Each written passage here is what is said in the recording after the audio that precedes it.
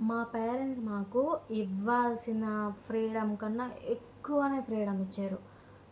తప్పు చేసినప్పుడు మందలిచ్చారు, మంచి చేస్తున్నప్పుడు సమర్థించారు, వీక్‌గా ఉన్నప్పుడు ప్రోత్సహించారు, బాధలో ఉన్నప్పుడు ధైర్యం ఇచ్చారు.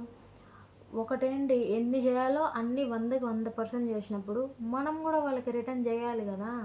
వాళ్ళు మనకి ఎందులోనూ తక్కువ జేయనప్పుడు, మనం గూడా వాళ్ళని ఎందులోనూ తక్కువ చేయకూడదు గాబట్టి, నేనెలా ఉండాలో వాళ్ళు నన్ను అలా పెంచినప్పుడు, వాళ్ళు ఎలా అయితే నేను ఉండాలనుకుంటున్నానో, అలా ఉండాలి గదా నేను గూడా.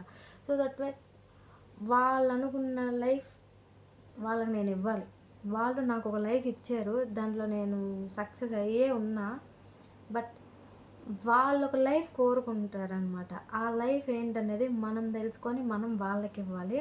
సో, ఐ థింక్ ఆ మూమెంట్ నాకు వచ్చిందనుకుంటున్నా. ఇక మీదట ఏదైనా సరే వాళ్ళ కోసం చేయాలే తప్పితే నా గురించి ఏదైనా చేసుకోవాలన్న ఆలోచన నాకు లేదు. వీలైనంత వరకు ఇక మీదట మా అమ్మ, నాన్నని హ్యాపీగా ఉండే విధంగా చూసుకోవాలి. దేవుడు ఆ విధంగా నాకు కలిసొచ్చేలా సమయాన్నివ్వాలని ఈ 2026 నుండి అది ప్రారంభం అవ్వాలని మనస్ఫూర్తిగా కోరుకుంటున్నా.